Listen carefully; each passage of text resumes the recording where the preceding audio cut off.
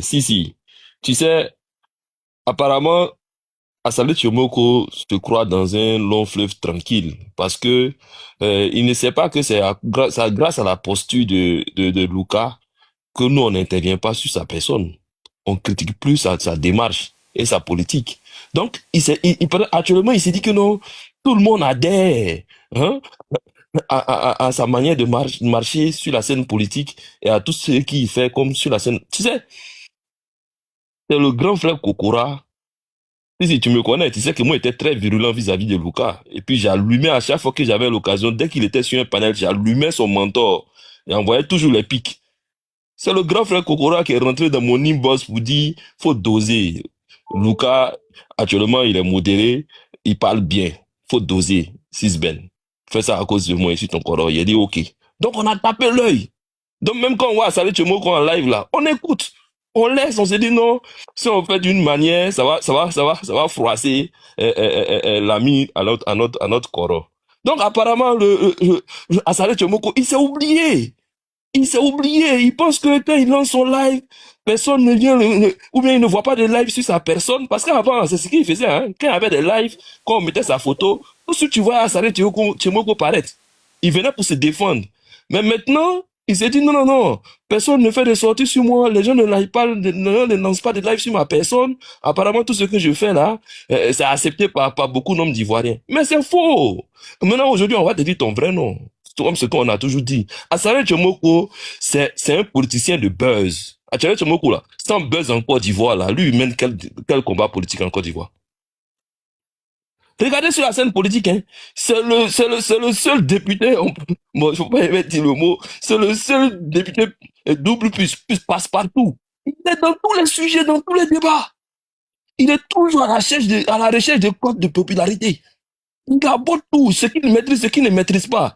Moi, j'ai dit ça ici une fois. Hein. J'ai dit, c'est le buzz qui a fait disparaître Sacha Chemoko. Et une fois, il a fait une sortie à Zadeus, beaucoup d'autres n'ont pas suivi. C'est après ça qu'on a eu un peu les approches, les rapprochements entre Luca et Sissi. Où il avait fait un commentaire sur l'arrestation d'un certain truc, comment on appelle même un, un certain propriétaire de maison qui avait des problèmes avec sa locataire. Et il avait dit que non, le monsieur était cardiaque. Ils sont allés l'interpeller. Moi, moins un, il allait faire une crise cardiaque et que il ne sait pas pourquoi le procureur, ou il a été entendu par le procureur. Ah, c'est là que Tchomok avait disparu des radars. Il avait disparu. Il a fait presque un mois. On ne l'entendait plus.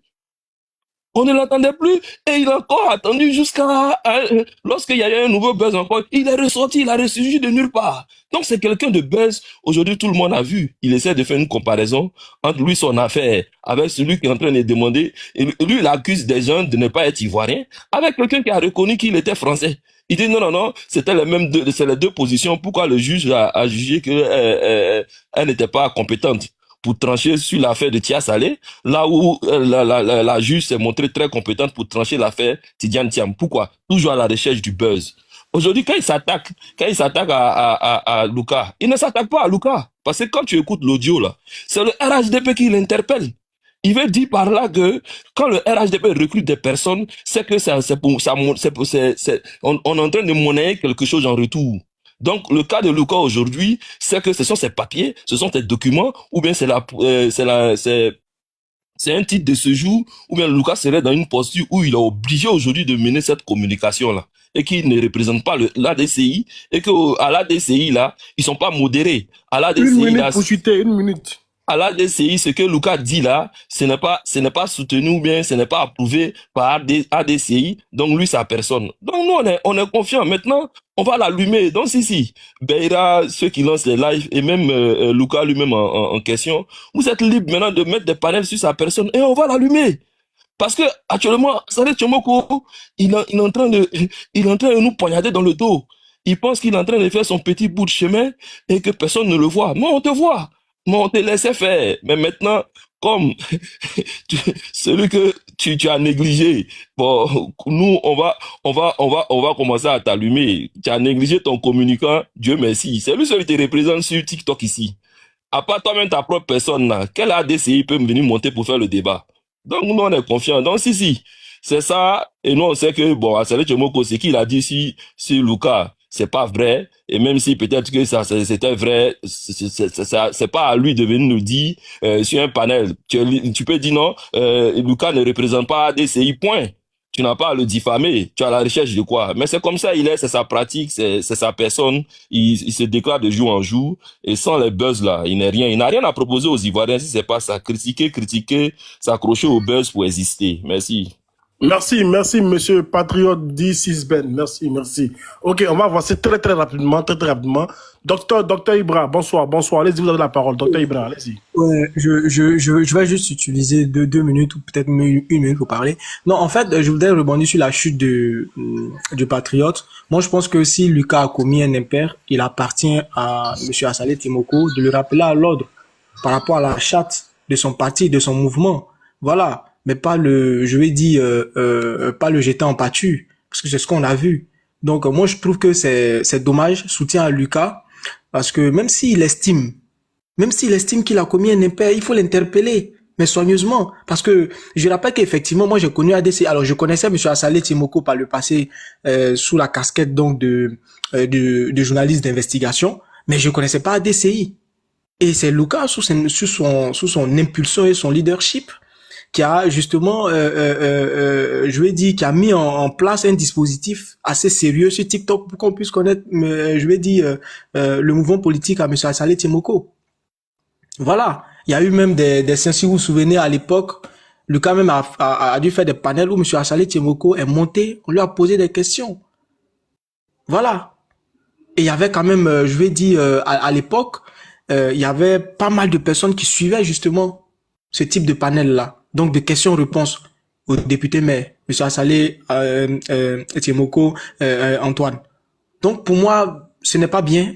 Là, il jette en pâture l'un de ses militants. Lucas n'a jamais revendiqué un poste officiel au sein de ADCI. Franchement, quand moi j'écoute Lucas, il n'a jamais dit que c'est un officiel de ADCI. Il a même dit qu'au sein d'ADCI, la liberté faisait qu'on pouvait donner son avis sur un sujet. Et qu'on ne pouvait, on pouvait ne pas être même en accord, en symbiose avec, je vais dire, comment on appelle ça, les avis de son président. Donc c'était la liberté, la démocratie. Chacun pouvait s'exprimer sur les sujets, donc avec des avis divergents. Voilà. Donc moi je dis que vraiment ce n'est pas bien. Soutien à notre ami et frère Lucas. Et puis je crois qu'un dénouement heureux sera trouvé, mais franchement je trouve que c'est dommage. Voilà. Moi j'ai une question pour toi rapidement. Selon toi, tu penses que le député Assalé Tchemoko, ces derniers temps, il a beaucoup changé, selon toi?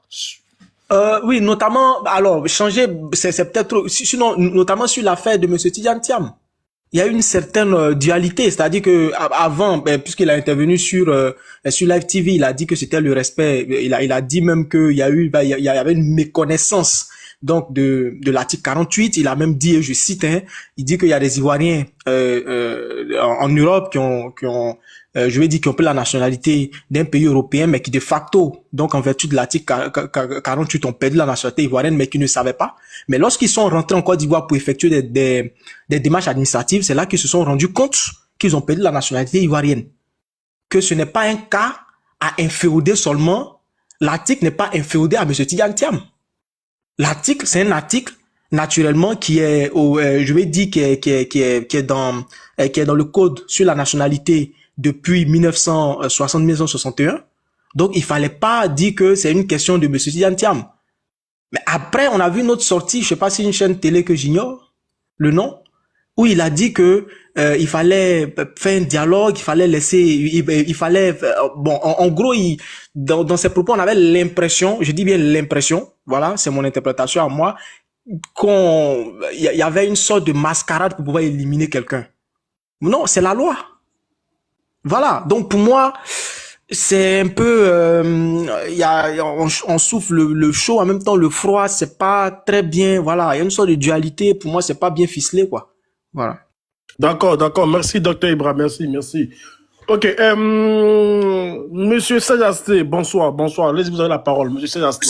Bonsoir, alors bonsoir à tous une fois de plus. Vraiment soutien à Lucas, hein. Voilà.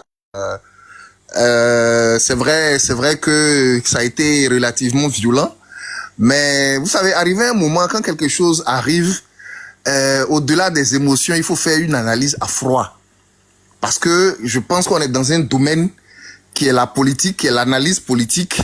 Il faut laisser les émotions de côté. Voilà, ce que Assalé Timoko a fait à Lucas, il a juste fait de la politique avec Assalé, avec Lucas. C'est rien d'autre que de la politique qu'il a fait.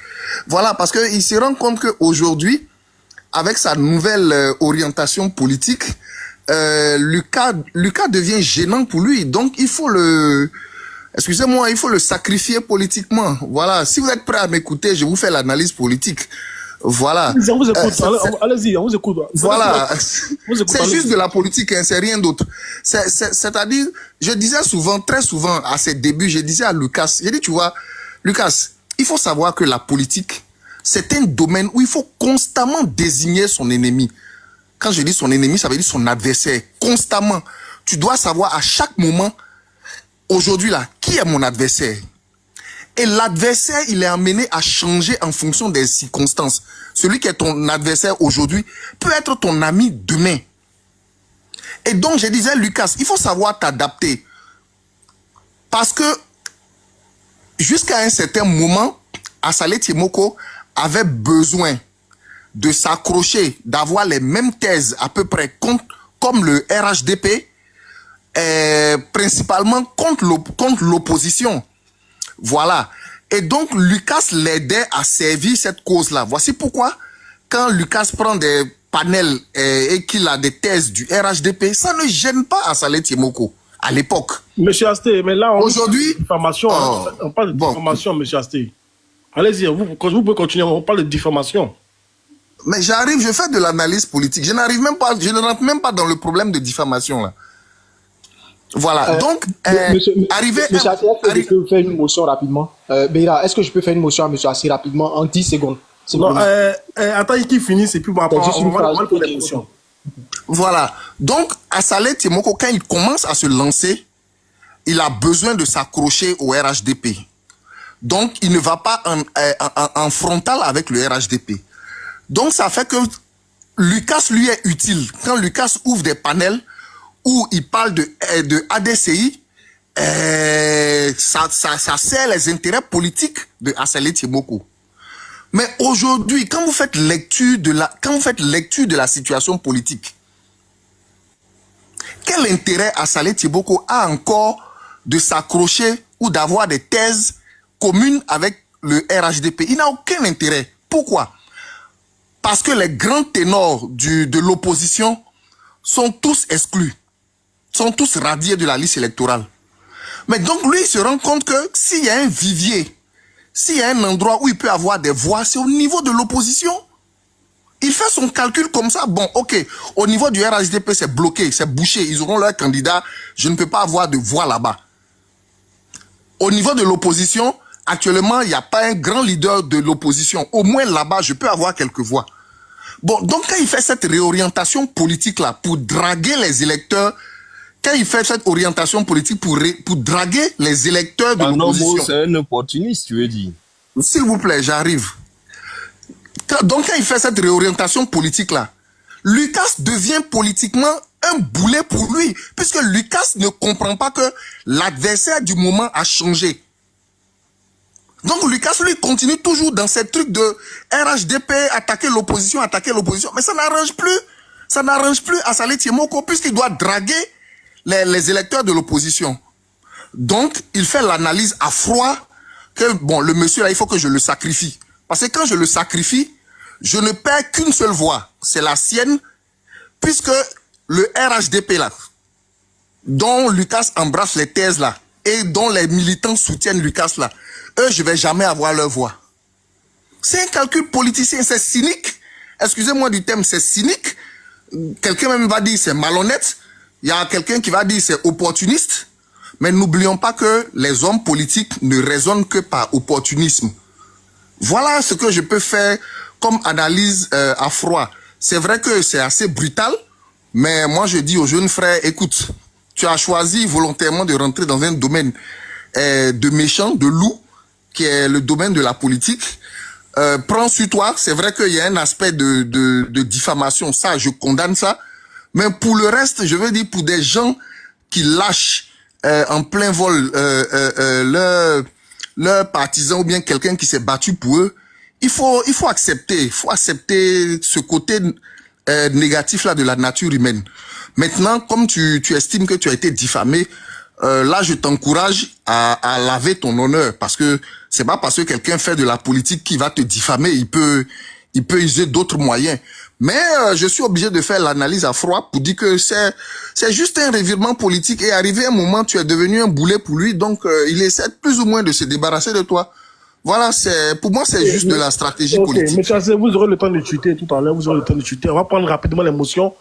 Docteur Ibra, allez-y pour votre motion, allez-y. Je voulais dire à M. Chassé que son analyse ce n'est pas à rejeter en bloc, hein. C'est aussi une piste. Je dis pas que c'est une vérité ce qu'il vient de dire, mais c'est aussi une piste. Mais après, la question que je lui posais, est-ce que c'est pour cette raison qu'on doit quasiment jeter en pâture l'un de ces militants sur lequel on s'est appuyé par le passé, surtout sur dans l'espace je vais dire dans l'espace numérique. Est-ce que c'est comme ça qu'il fallait se comporter? Sinon, je comprends, hein, monsieur Assé, votre analyse n'est pas complètement à jeter, c'est aussi une piste de réflexion. Mais est-ce que justement il devait faire ce qu'il a fait? Non, voilà pourquoi je dis que c'est assez brutal. Moi, quand j'ai écouté tout à l'heure sur le panel de Daouda Assisi à jouer, j'ai trouvé ça franchement assez brutal. Voilà pourquoi je dis, je n'en veux pas à Lucas si il va attaquer pour la diffamation, parce que bon, je vais dire, je peux ne pas être, tu ne m'arranges plus, mais je suis pas obligé de te diffamer ou de raconter des choses sur toi qui ne sont pas vraies. Je peux trouver politiquement une autre pirouette pour te donner un coup, peut-être sur ta crédibilité, pour dire que tu n'es plus avec moi, etc., pour dire que les autres t'ont repêché, voilà, sur le marché du mercato. Bon, je peux dire des choses comme ça, mais je peux pas aller jusqu'à pratiquement dans ta vie privée pour dire que pratiquement que ton soutien est un soutien mercantile. Bon, enfin, je vais dire, c'est assez violent, quoi, et ça, je condamne ça, voilà. Et il y a d'autres motions? Il n'y a pas vu d'autres motions? Il y a quelqu'un qui prend une motion? Ok, il n'y a pas de motion. Donc, monsieur Chasté, vous avez encore 30 secondes pour chuter. Hein. Si vous voulez chuter quelques mots, on va... Ok, donc, en quelques mots, bon, je pense que Assalé Timoko, il a compris que aujourd'hui, au niveau du RHDP, l'horizon pour lui est bouché. Il ne peut plus avoir de sympathisants, il ne peut plus avoir d'adhérents venant du RHDP. Il se rend compte que le chemin est libre au niveau de l'opposition. Il peut prendre quelques voix là-bas. Donc, à partir de maintenant, il ne va embrasser que les thèses de l'opposition. Donc, vous allez remarquer que avant même, ce qu'il condamnait avant, maintenant, il accepte ça. C'est-à-dire, les thèses de l'opposition qu'avant il condamnait là. Vous avez remarqué que maintenant, il les embrasse, elles toutes. Et il les embrasse en bloc. Ce que l'année dernière ou l'année d'avant, il condamnait, maintenant, il embrasse ça. C'est juste de l'opportunisme politique. D'un point de vue personnel, je n'aime pas ça trop parce que ça manque de sincérité. Mais bon, vous ne pouvez pas en vouloir à un homme politique de faire des calculs politiques. Voilà ce que je voulais dire pour chuter. Merci, monsieur Asté. Les gars, ceux qui ont déjà parlé, si vous pouvez vous pouvez porter volontiers pour descendre. Il y a des gens qui sont en bas qui veulent monter aussi. Donc, Koulbi, bonsoir, allez-y. Bonsoir, monsieur, bonsoir. Alors, ce qui est en train de se passer sur l'arène politique, c'est ce qu'on appelle la primaire chez les crapules. Est-ce que vous comprenez?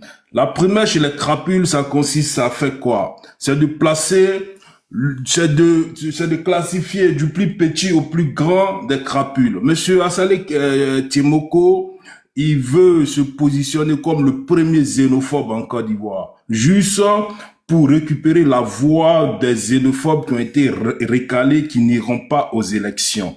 Donc, qu'est-ce qu'il fait? Comme dans un communiqué, je vais citer le journaliste qui s'appelle Saïd Penda, hein, qui a publié un communiqué du procureur de la République. Je vais vous lire ça rapidement. Dans un communiqué, le procureur de la République informe l'opinion que le député Antoine Assalé Temoko a injustement accusé une pauvre famille Traoré de Tia Salé d'avoir fraudé pour se prévaloir de la nationalité ivoirienne. À l'issue de ce différent, de différentes procédures et enquêtes, le tribunal de Tia Salé a établi que les accusés étaient bel et bien ivoiriens. Ainsi donc, apparemment, notre député autoproclamé défenseur du peuple est de ces Ivoiriens pour qui tous ceux qui portent le patronyme malinqué sont forcément des Ivoiriens à la nationalité douteuse. Vous voyez, monsieur Assalé Temoko accuse une pauvre famille parce que cette famille s'appelle Traoré. Il dit qu'elle n'est pas ivoirienne. Il doute de leur nationalité, il porte plainte. Et après enquête, on vient dire que cette famille est bel et bien ivoirienne. Est-ce que vous comprenez? Mais pourquoi M. Assalé Temoko ne nous sort pas un blé, un babo qu'on peut trouver en Guinée? Pourquoi il ne nous sort pas un blé qu'on peut trouver au Libéria pour dire qu'ils sont libériens? Pourquoi ce sont des patronymes qu'on trouve au nord qu'ils veulent douter de leur nationalité? Voilà pourquoi il y a ce monsieur-là même qui a porté plainte contre lui. Si vous voulez, on va écouter. Avant, je vais vous donner 1 minute de mon temps pour écouter la vidéo de Saïd Penda sur sa plainte qu'il a portée contre monsieur Assalé Temoko. Allez-y, monsieur Colby, allez-y. Attendez, je vais mettre le volume. Conseil contre ce respectabilité. Complice de Komé Bakari, mercenaire de la plume, et j'en passe. Alors, voici ma plainte telle que rédigée par mon avocat conseil contre ce politicien. À monsieur le procureur de la République. Les faits. Dans une publication datée du 22 mars 2025, parue sur sa page Facebook, M. Assalé Temoko Antoine a tenu à l'endroit du requérant des propos injurieux, particulièrement offensants et discriminatoires en raison de ses origines, écrit-on dans cette plainte. En effet, dans cette publication, on peut y lire ceci. Complice de M. Komé Bakari. Vous avez choisi de défendre des faussaires et c'est votre voix. Les oiseaux de même plumage volent ensemble, c'est connu. Fin de citation. On peut y lire également ceci. Nous vous avons accueilli dans notre pays et par humanisme, nous vous avons accordé notre nationalité puisque la vie dans votre pays, le Cameroun, vous était insupportable. Non content d'avoir bénéficié de notre hospitalité, vous vous érigez en bourreau contre notre peuple qui se bat pour ces terres accaparées par des bandits en insultant au passage des élus et des autorités politiques. Fin de citation. Ces propos sont non seulement attentatoires à l'honneur et à la dignité du requérant, mais également font apparaître au grand jour la haine de son auteur fondée sur les origines de celui-ci. Ils sont constitutifs des faits de 1. Diffamation, prévue et punie par l'article 90 de la loi sur la presse. 2. Diffusion d'écrits de nature xénophobe, prévue et punie par l'article 365 du Code pénal ivoirien. D'où le bien fondé de la présente dénonciation. Notre analyse. A. Sur les faits de diffamation. L'article 90 de la loi portant régime juridique de la presse énonce: toute allégation ou imputation d'un fait qui porte atteinte à l'honneur ou à la considération de la personne ou du corps social auquel le fait est imputé est une diffamation. La publication directe ou par voie de reproduction de cette allégation ou cette imputation est punissable, même si elle est faite sous forme dubitative ou si elle par respect pour les autres intervenants, je pense que je vais m'arrêter là et descendre. Et puis bon, si vous voulez jouer l'audio, vous pouvez trouver ça sur la page de monsieur Saïd Penda, monsieur Beira. Vous pouvez jouer l'audio pour éclairer tout le monde sur la duplicité du monsieur. Et bon, par ricochet, je vais soutenir notre frère Lucas, s'il faut tenir bon, nous sommes là pour toi. Hein? Maintenant, je vois, il y a un monsieur sur le panel Bijoux d'Afrique. S'il vient pour ironiser sur le cas de Lucas, il pense qu'il faut jeter son corps dehors parce que ce mec-là, c'est une crapule, hein? C'est une petite, c'est un danseur c'est une stripteaseuse. Il danse en caleçon rouge au vieux port de Marseille. C'est une petite talouse, voilà. Donc, je vais céder ma place. Ok, merci Colby, merci. Bon, je pense pas que c'était utile, mais bon, ok, c'est pas bien grave. Si, est-ce que tu es là? Aïe, c'est mon tour, non? Non, tu vas parler. Est-ce qu'il est là, si? Bon, s'il n'est pas là, je voulais qu'il joue le Joe même. S'il n'est pas là, bon, vas-y, Bijou.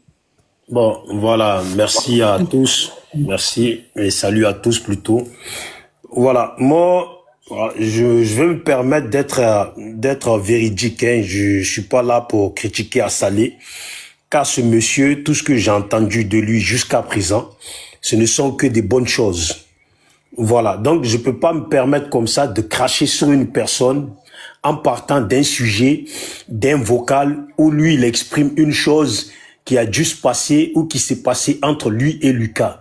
La véracité de cela appartient à lui et Lucas. Est-ce qu'ils ont eu à échanger sur ça? Est-ce que Lucas a eu à lui dire ces paroles-là? Ça n'appartient qu'à Saleh Tchemoko et Lucas.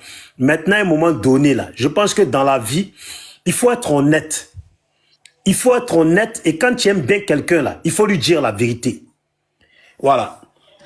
Quand Sisi fait des panels et puis Biama Babo, et puis il rentre dans tous les détails sur Babo, Lucas qui est censé, d'après lui, représenter un homme qui a un parti politique qui lutte pour rendre service à des Ivoiriens, qui lutte pour avoir une bonne image, Lucas dit texto, et ça est sur mon YouTube, texto, si, du premier au dernier, de la première lettre à la dernière lettre, tout ce que tu as dit sur Gbagbo là, je te soutiens de A à Z.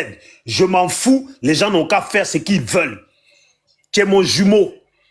Donc là, quand on pense à Saleh Tchemoko là, on ne pense pas Lucas directement. Quand on pense Sisi là, on pense Lucas directement.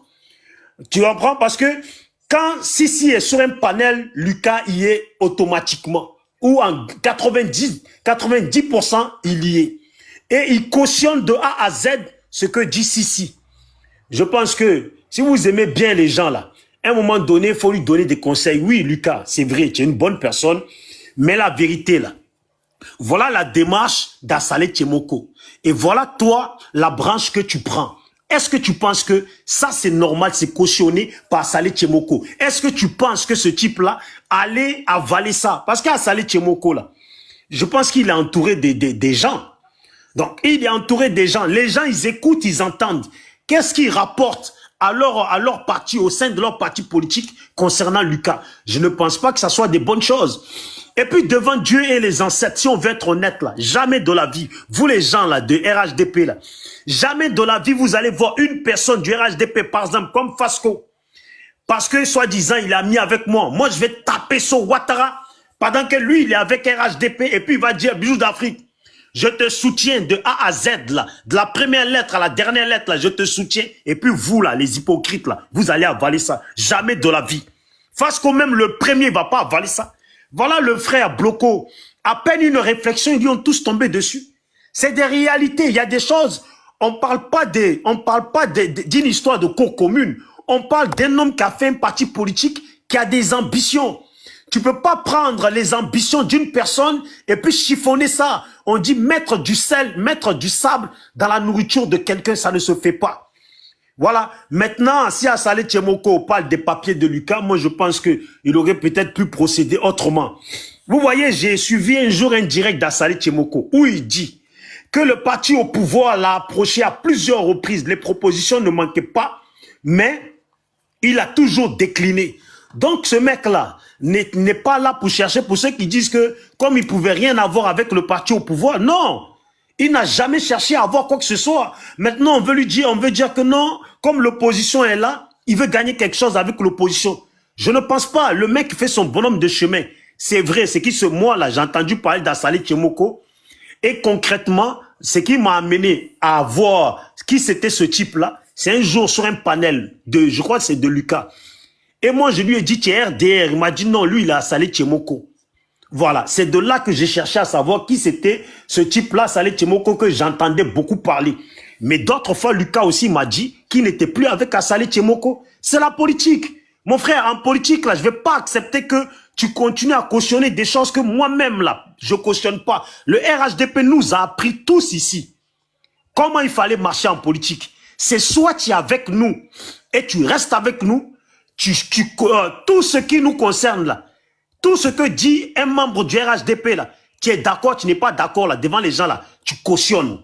Mais ailleurs, ce que tu penses là, tu pourras dire ça en inbox. Donc c'est vous, vous nous avez appris ça. Vous ne pouvez pas dire que Saleh Tchemoko devait accepter les réparties que Sisi dit sur son panel, deux fois sur des caleçons de babo, les grosses couilles, les ci, les ça. Et puis l'autre, il réplique, il dit, moi là, j'assume, je te soutiens à 100%. Mais quand même, respectez quand même quelqu'un qui est en train de construire son bâtiment.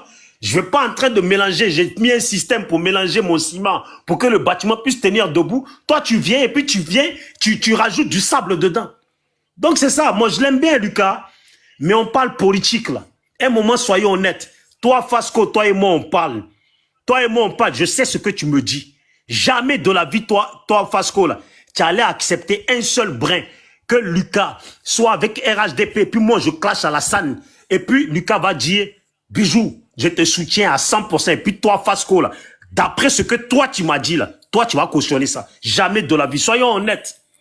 Voilà, j'avais d'autres choses à dire, mais je ne vais pas monopoliser. Mais soyons honnêtes. On parle politique, là, c'est pas de l'amusement.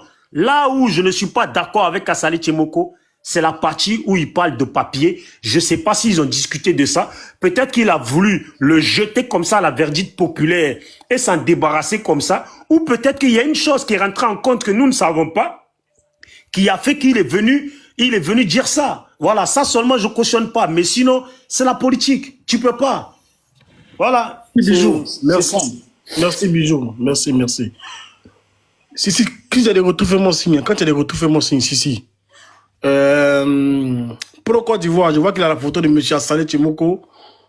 Pour Côte d'Ivoire, est-ce qu'il est là? Si c'est pas endormi. Je suis là. Ok, voilà, vous avez la parole, allez-y. Merci beaucoup. Il y a vraiment trop de choses qui ont été dites. Et bon, d'abord, je vais répondre sur la question de Lucas d'abord. Il faut dire que, tout comme le frère qui vient de parler, franchement, c'était évident de voir un jour que, voilà, Lucas, il laisse tomber la lutte avec Saleh Tchemoko.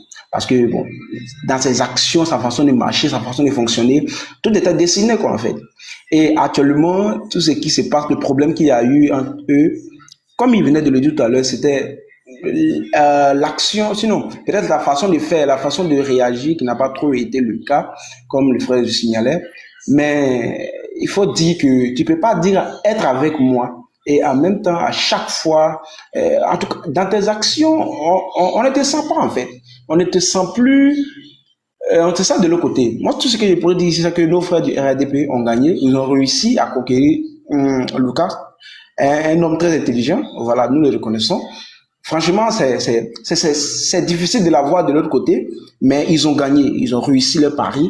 Et Lucas, depuis un très bon moment, voilà, depuis longtemps, voilà, il faut le dire, il était déjà acquis. Il attendait certainement, je me dis, hein, c'est vrai, c'est avec un gros pansement de quelqu'un, je le dis, mais Lucas attendait certainement un bon moment pour pouvoir faire le bien qu'il faut pour passer à autre chose. Mais bon, dans la façon de faire, peut-être étant agacé et autres, on ne peut pas cautionner cela, mais bon, donc en fait, ça a été.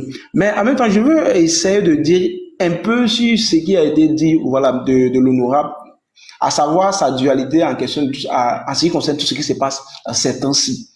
Je veux dire qu'il n'y a pas une question de dualité, il n'y a pas une question d'opportunisme ici. En fait, on va essayer de circonscrire un peu, comment on appelle ça, le contexte. C'est vrai, c'est nous-mêmes c'est lui plus ou moins qui a parlé beaucoup ici même de la question de l'article 48 qui ne permettrait, en tout cas qui qui faisait perdre la nationalité. En cas, il a détaillé. Donc, le voir encore venir encore contredire l'article 48, franchement, ça serait lâche et ça serait contre lui-même sa vision. Mais jamais, vous n'allez entendre nulle part qu'il est venu encore dire ou encore contredire l'article 48. Tout ce qu'il dit, en fait, il y a quelque chose de gênant qui se passe actuellement. Voilà lui qui porte plainte contre des personnes qui, en tout cas, en réalité, n'étaient pas des Ivoiriens. Sur la base de ce qui avait été révélé. Parce que cette histoire de justice, comme quoi il a été débouté et autres en ce qui concerne les trucs. Mais cette famille Traoré en question, au sorti du courrier qu'on a eu à voir, de quoi on parle? On dit que les lieux de naissance qui avaient été précisés et ont été mis là par erreur. Mais ça veut dire quoi? Si des lieux de naissance des pères, des parents sont en Guinée, est-ce la faute à Saleh Temoko? Ce n'est pas de sa faute. Mais la chose est claire. Tu as un père et une mère qui sont nés en Guinée, sur l'extrait. Et c'est sur pièce que le monsieur y parle. Il envoie, on dit non que c'est une erreur.